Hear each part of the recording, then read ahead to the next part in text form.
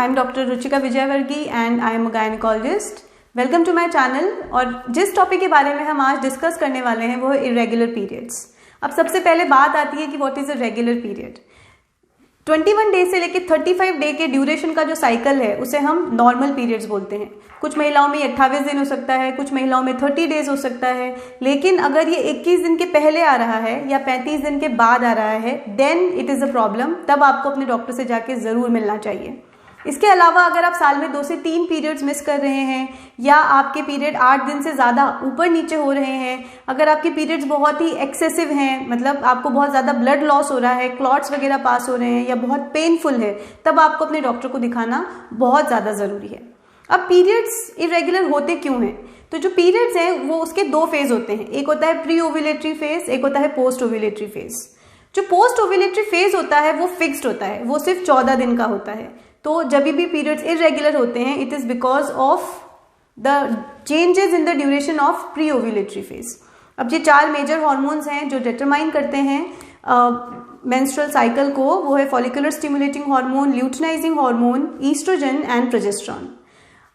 हमारी ब्रेन में there is a organ known as hypothalamus, जहां से गोनेडोट्रोपिन रिलीजिंग हार्मोन रिलीज होता है जो एंटीरियर पिट्यूटरी को स्टिमुलेट करता है फॉलिकुलर स्टिमुलेटिंग हार्मोन रिलीज करने के लिए।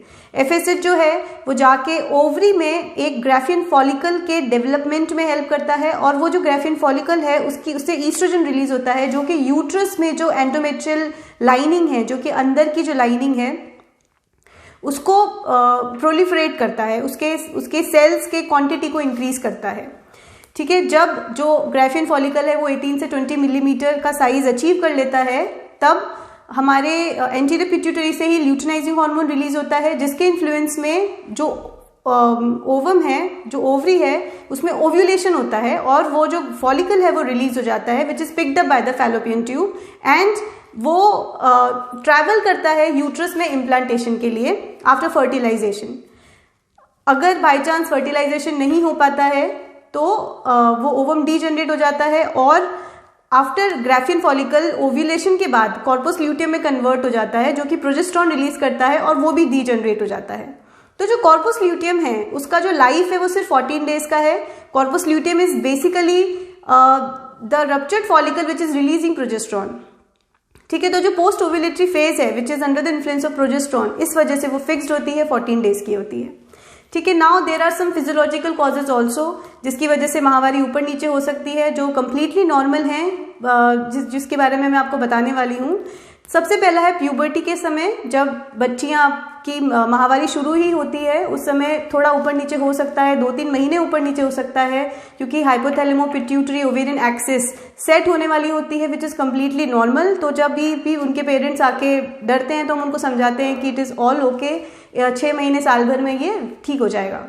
प्रेगनेंसी की वजह से भी पीरियड्स नहीं आते, it is also physiological cause of irregular periods. Lactation, अगर महिलाएं अपने बेबी को दूध पिलाती हैं तभी भी under the influence of prolactin hormone उनके पीरियड्स इरेगुलर होते हैं।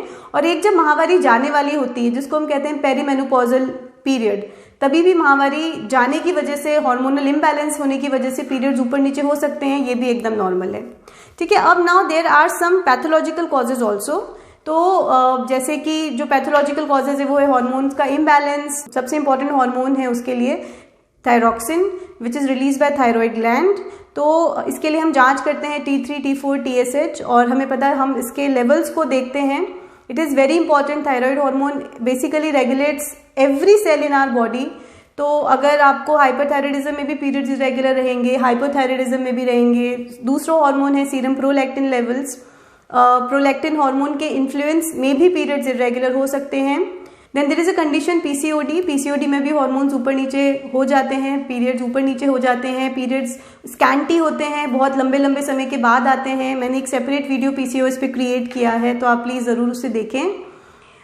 स्ट्रेस की वजह से भी कई बार माहवारी ऊपर नीचे हो सकती है, इरेगुलर हो सकती है। Stress could be of any type, it could be physical stress like कोई सर्जरी हो या कोई एक्सीडेंट हो गया हो या कोई जॉन्डिस हो गया हो या कोई एक्यूट इलनेस हो। It could be mental stress also. तो अगर पढ़ाई की ज़्यादा टेंशन हो रही है बच्चों में, मतलब यंग गर्ल्स में, और because of any stress like emotional stress, economical stress, any crisis, उनकी वजह से भी हार्मोन्स ऊपर नीचे हो सकते हैं। But it is a temporary condition, और जैसे ही आपका जो ट्रिगर है वो ठीक होता है, वैसे ही हार्मोन बैलेंस भी होने लग जाते हैं और पीरियड्स भी रेगुलरली आने लग जाते हैं। एक्सरसाइज, अगर आप बहुत स्ट्रीनस वर्कआउट करते हैं, it is a type of insult on your body, इसकी वजह से भी आपके हार्मोन्स ऊपर नीचे हो सकते हैं और पीरियड्स भी इरेगुलर हो सकते हैं। लैक ऑफ स्लीप, अगर महिलाएं या और अच्छे से नींद नहीं लेती हैं तो भी इसकी वजह से भी उनके जो माहवारी है वो ऊपर नीचे हो सकती है। अब कभी भी इस तरह का पेशेंट हमारे पास आता है तो हमारा क्या अप्रोच रहता है, तो सबसे पहले हम एक अल्ट्रासाउंड एडवाइस करते हैं ताकि हमें पता चल जाए कि ये एक हार्मोनल इम्बैलेंस की वजह से कंडीशन है या there is some organic pathology. इसके अलावा कुछ ब्लड टेस्ट किए जाते हैं जैसे complete blood count to rule out any acute illness, उनका हीमोग्लोबिन लेवल क्या है, क्या उनको बहुत ज़्यादा अनीमिया है या और कोई बात तो नहीं है।